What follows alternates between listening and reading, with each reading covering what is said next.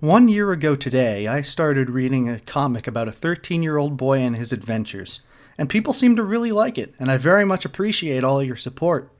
But now it's 1 year later, and it's Homestuck's birthday again! Homestuck is 9 years old, can you believe it? Almost 10 years old. And I'm sorry I haven't been uploading videos very often, it's just hard to make videos at a consistent rate. But today, without further ado, previously on Homestuck. Enjoy. Okay, we're back, ladies and gentlemen. We're back reading Homestuck. It's been an entire year since I've started this, and I'm so sorry that I haven't got a whole lot of episodes in that year. Just life and stuff has been going on, and it's hard to get everyone together and reading Homestuck. It's hard, basically, to make a lot of episodes. So I'm sorry about that. But we have Kristen here. Say hi, Kristen. Hello. And we have Red here as well. Say hi, Red. Hi. Okay, so where we left off, there was a giant meteor coming for our house, and we have to stop it somehow. So what we're doing, we're using our pre-punched card on the totem lathe.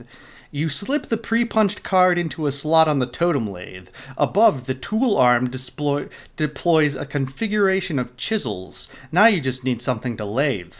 How about we lathe the Cruxite dowel? Cursing your lack of foresight, you return to the balcony for your Cruxite dowel that you left on the pedestal.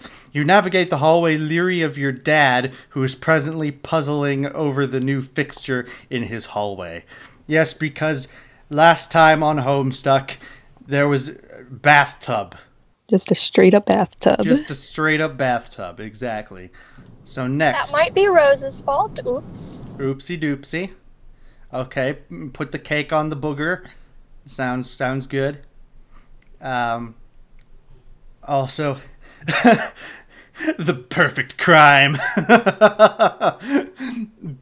Beautiful. Just absolutely beautiful.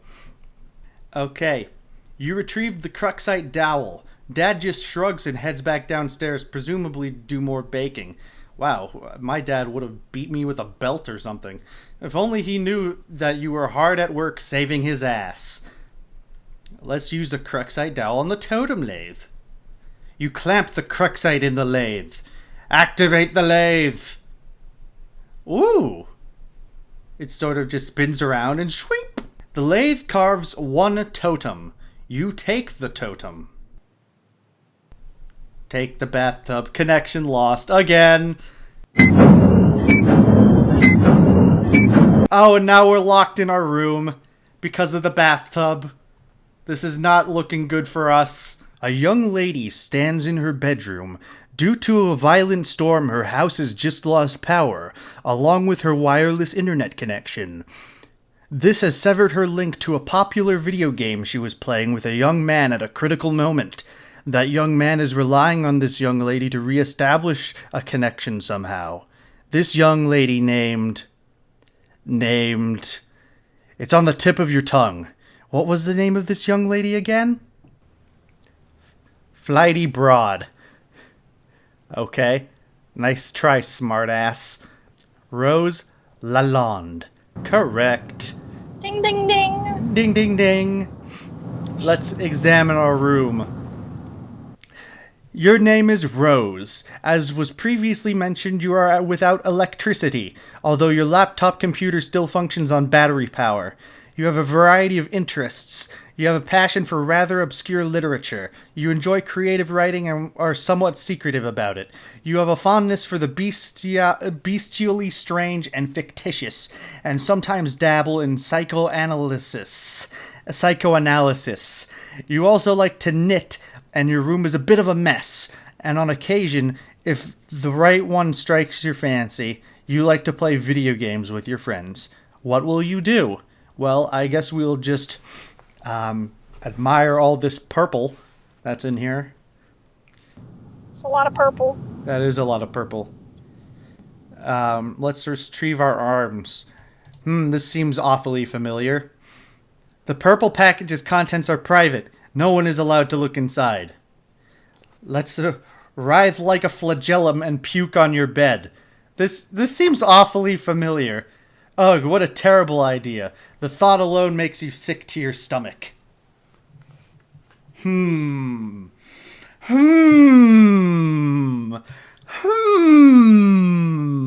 This seems awfully familiar. Stroke writing journal and mutter, "My precious." My precious.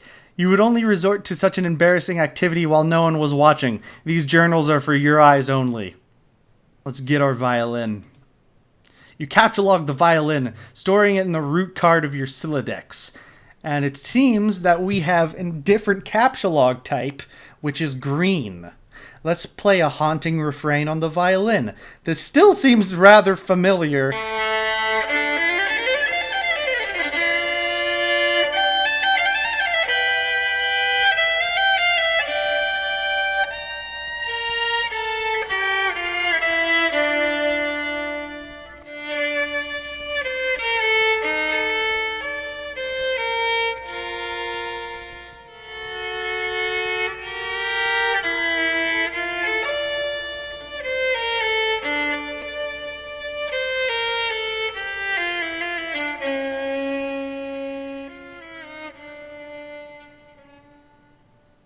You waste approximately 40 seconds playing the violin while your friend is in peril. Nice time management skills there, sweetheart. Now we're switching to John. Tell Liv Tyler you love her before impact.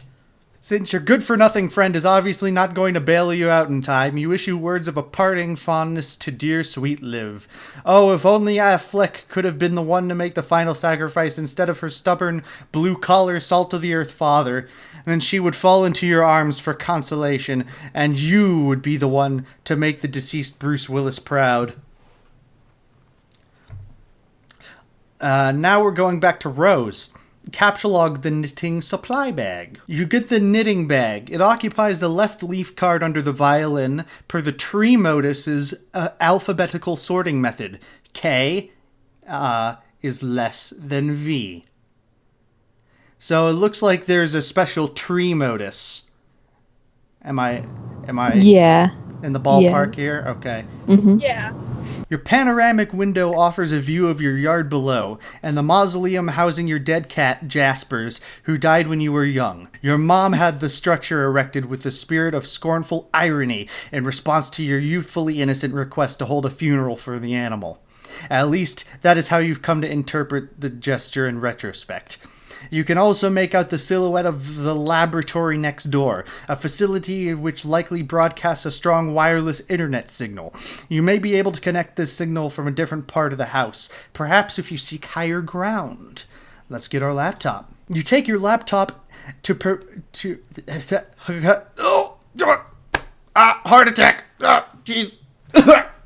You take your laptop and prepare to make the journey through the house. L is less than V, L is greater than K. This causes the tree to be unbalanced, so your Siladex auto-balances itself. Now the laptop occupies the root card, while the other two items comprise the leaves. K is less than L, V is greater than L. So it seems to sort things alphabetically. Yeah. And it only works well if you're super duper smart. So that's obviously not the right choice for someone like myself. Grimoire for summoning the zoologically dubious. This book is absolutely indispensable for enthusiasts of your ilk, of which there are very few. Something tells... Do these people just have the same lives or something? Haunting refrain on the piano, haunting refrain on the violin, Colonel Sassacre's daunting text, grimoire for the zoologically dubious. This is... There's a reason they're friends. That's true. But not all my friends have giant books and are able to play pianos and violins. But I suppose that's just life. Life is like a simmering summer sausage. You can only eat it for breakfast. You take the grimoire. G is less than L, G is less than K. Hanging just next to the door in the hallway is a painting of an exquisite wizard. Your mother collects these awful things ironically.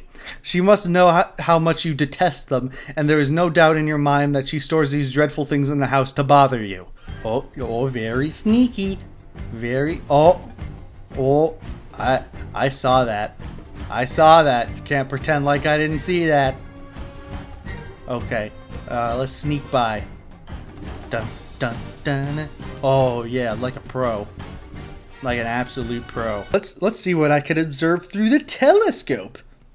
Ah! Fireballs! Balls of meteor that are, you know, heading certainly to our ultimate doom and destruction, much like the asteroid we have seen earlier in the previous episode. You're in a hurry, sure, but that doesn't mean you can't take a moment to peek through the huge telescope. You find a gap in the clouds. It seems a flurry of smaller meteoroids is streaking steadily overhead. You're not sure what this means, but it is somewhat disconcerting. There are several signals being broadcasted from the laboratory, each of relatively decent strength. One of them is mysteriously and quite conveniently unsecured, requiring no passcode. You select the signal and reconnect to the game with John.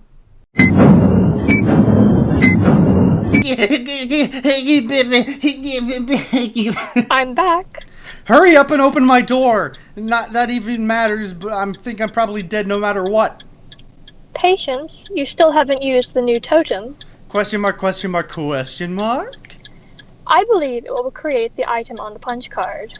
So what is it, like an apple or something? What good will that even do? We'll see. I found no evidence that anyone has successfully created the item, and the content of the card appears to be variable from session to session. In one instance, it was described as an eggy-looking thing. Do we have enough of these building jewels to make it? According to this anthem, it is a free item. This speaks of its importance, in my view. Now off you go. There goes the rest of your build grist. Taking the door off its hinges like that. Putting the bathtub back. You probably should have just done this in the first place. You store the perfectly generic objects in your Finalia registry, potentially to be deployed at a later time. We got an apple. Wow. Well, would you look at that? We got an apple.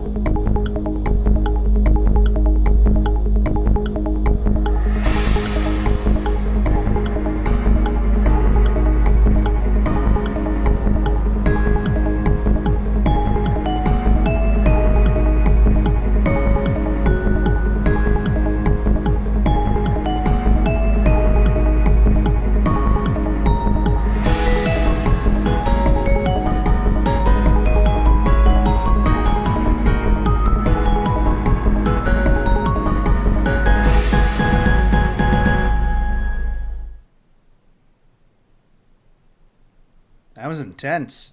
Oh no. Oh, good lord. Yeah, there's no coming back from that, ladies and gentlemen. That's it. Homestuck is over. We had a good run, folks. Yeah, that's the end of the entire comic. That's it. It's over. It's over. No, I'm just joking. It's the end of Act 1. Looks like Act 1 is exploded. Come on, you can do better than that. Okay, let me try better than that. Okay. Looks like this one just blew up in his face. How is that? Better. Thank you. Definitely better. Thank you, ladies and gentlemen. You're a great audience. Thank you. End of Act 1.